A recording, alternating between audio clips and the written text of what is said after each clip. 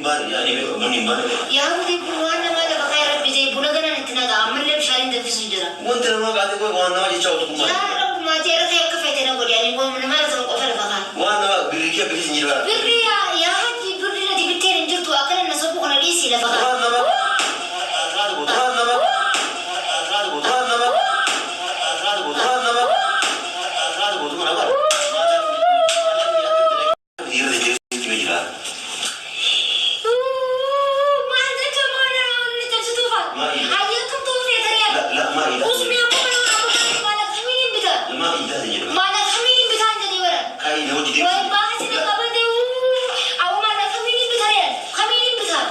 ሰላም አለይኩም ወራህመቱላሂ ወበረካቱ። ይሄ እብድ ጫልቱ ባል ምን እንደሚያረክ ተመልከቱ። ቤቷ ሂዶ እቃዋን እየሰባበረባት። ለነገሩ የሴት ገንዘብ ላይ የማይጫወት ማን አለ? ጫልቱ በየዋህነታ ሚስቱ ከቤት አባረኝ እንዲያለኝ ስትላት እሺ ብላ አቀረበቻት። እሱን እንዳትጠሪ ከጠራሽ እቃዬን ይጨርስብኛል መጥፎ ሰው ነው አለች። ይሄን እበት ሰውዬ ከወንድ እኩል የሚቆጥረው ሴት እኔ እንጃ። እኔ ወላሂ አዚም አንዳንድ ጊዜ ሴቶች ጭፍኖች ነን። አሁን ጫልቱ አላስፈታውም ብላ ዋጋውን ከአንዴም ሁለት ጊዜ እስር ቤት አስገባች። እቺ ደግሞ ርካሽ ሂዳ ዋጋ ከፍላ ስንት ብሯን ጨፍጭፋ ይሄን እበት በሬ የሆነ ሰውዬ ከእስር ቤት አወጣች። ይኸው ዛሬ ደም እያስተፋት ይኸው በሶሻል ሚዲያ ላይ ደሟ እስከሚፈስ ድረስ በሶኬት እያገላበጠ እየቀጠቀጣት ማለት ነው። አሁን ጫልቱ ልጄን የት ነው ያደረገችው ነገሬ? ጫልቱ የኔ ሄደችው ይላታል። እኔ አላቅም ትለዋለች።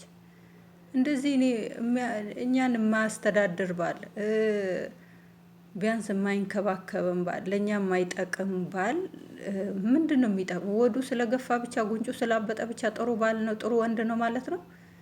እኔ አረብ ሀገር የምንኖር ሰዎች እኔ መግቢያችን አናቅ፣ ገብቶ ጥልቅ መውጫ ጭንቅ። እንግዲህ አሁን ለዚህ ለሰውዬ ስንት ሴት ነች የሚያብዱት? እኔ ምን እኔ ያላቅም። በስ እኔ በጣም ነው የተናደርኩት እውነቱን ለመናገር ማለት ነው። ያለፋበት ገንዘብ ነው ቢሰበርም ያለፉበት ገንዘብ ራሱ ሲጣፍጥ፣ እውነቴን ነው የምላቸው። አሁን እንደዚህ ያረፋ በሬ መስሎ ያለው በሴት ገንዘብ ነው። የሴትን ገንዘብ እየበዘበዘ እየበላ ነው። አዳዲስ ሴቶች ጋር ሲደርስ በጣም የዋህ፣ በጣም ጥሩ ሰው፣ በጣም አዛኝ፣ ሴትን የሚንከባከብ ለሴት የሚሞት ነው ሴቶች ጋር ሲቀርብ ማለት ነው። ወላሂ ነው የምላቸው፣ የውሸት እንዳይመስላችሁ። እና ቢያንስ ልስልስ ብሎ ሲቀርብ አንድ ሰው ለምንድን ነው ብሎ መጠየቅ። እኔ ምን ይጠቅመኛል? የሱ መልክ የሱ ፋንድያ ምን ይጠቅማል? ለሴት ልጅ እኮ የሚጠቅማት ለምን ሊስትሮ አይሆንም? ለምን የፈለገ ዝቅተኛ አነስተኛ ተሸካሚ ወፍጮ ቤት የሚያበጥር ወንድ አይሆንም? ያክብራችሁ፣ ይውደዳችሁ፣ ለእናንተ ቦታ ይኖረው። በቃ ሌላው ነገር ይሄ ገንዘብ፣ ቁሳቁስ፣ ሁሉ ነገር ትርፍ ነው። ቤትሽ ውስጥ ወጥተሽ ስትገቢ ሰላም ሲኖርሽ፣ ወጥተሽ ስራ ቦታ ስትሆኝ እንዴት ዋልሽ ብሎ ውሎሽ እንዴት ነው ብሎ ሲደውልልሽ ሲጠይቅሽ፣ ስትመጪ ደግሞ በጥሩ ቃል አንቺም እንደዛ መቼም የሰጠነው ነው መልሰን የምንቀበለው። እንደዛ ሆኖ የሚንከባከብሽ ወንድ ካገኘሽ ለምን? ገንዘብ እኮ ነገ ተሰርቶ ይተካል። ግን ችግሩ ምንድነው? ሲገባ ለስላሳ ቂቤ ነው፣ አፉ ቂቤ ወዱ ጩቤ እንደሚባለው። ከዛ በኋላ በቃ ሞታችሁን እስከምትመኙ ድረስ ነው የሚያሰቃያችሁ ማለት ነው። በጣም ነው የሚያስጠላው፣ በጣም ነው የሚያሳፍረው ማለት ነው። አሁን ላይ እንደው ወቅቱ ነው። አንዳንድ ጊዜ የሰርግ ወቅት የሚባል ነገር አለና በቃ በሰርግ ወቅት ላይ ሁሉም ሰው ነው የሚያገባው። በኢትዮጵያም ሄዳችሁ በዚህም ሄዳችሁ የሰርግ ወቅት ነው የሚባለው። አሁን ላይ ደግሞ የሴት ስቃይ ወቅት ነው። እስቲ ዞር ዞር በሉና እኔ ብቻ ነኝ እናንተም ታዝባችኋል።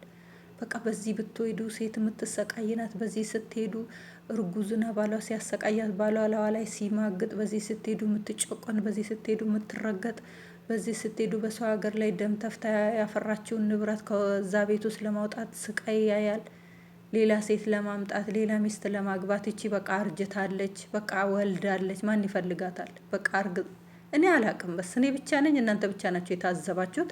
እንደገና ደግሞ እየተቃጠላችሁ አላችሁ። እውነት እንደኔ ያረራችሁ ሰዎች አላችሁ በማገባችሁ። መቼም ሁላችንም ስደት ላይ ያለን ሰዎች እንደ ሰው ካየን ሁላችንም የረገጥነውን እሳት ሁላችንም እናውቀዋለን። እያንዳንዳችን መንገር አይጠበቅበትም። አንዱ የኔ ስራ እንዲህ ነው፣ የኔ መዳም እንዲህ ናት ማለት አይጠበቅበትም። ለምን እያየነው ስለሆነ እንዴት ሆኖ ገንዘብ ሴቶች እህቶቻችን እኛ እንዴት ሆነን ገንዘብ እንደምናመጣ እያየ ነው። ሁላችንም አይተነዋል። ግን እንደዚህ ሆናችሁ ገንዘብ አመታችሁ እንደዚህ ውርጋጥ ወንድ ደግሞ ሲጫወትባችሁ እንደዚህ እቃችሁን ሲሰባብር እንደዚህ ሲይዝትባችሁ ነገ ደግሞ ዛሬ ጀበና ሰበርኩኝ ነገ ደግሞ የአንቺ ተራ ነው አላት። በጠዋት ተነስተሽ ካልመጣሽ እንደዚህ እንደ ጀበናው ነው መሰባብርሽ አላት። ይህን ሰባብሮ ነበር ማስቀመጥ። እንደዚህ አይነት ወንድ ምንም ቢደርስበት ምንም ስቃይ ቢደርስበት ራሱ ሰው ነኝ እንዴ አውሬ ነኝ እንዴ እስከምትሉ ነው የምትጨክኑት ማለት ነው። እኔ አሁን ይሄ ምን ይጠቅመኛል? ምን ይሰራልኛል?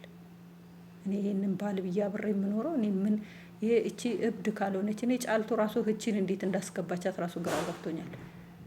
ነገሩ ይበላቸው፣ ጫልቱን ይበላት። እውነት አታሳዝነኝም? በፊት በጣም ነው የምታሳዝነኝ። ወላሂ በጣም ነው የምታሳዝነኝ። ያለቀስኩበት ጊዜ ያለ እንደዛ ስትሰቃይ ማለት ነው።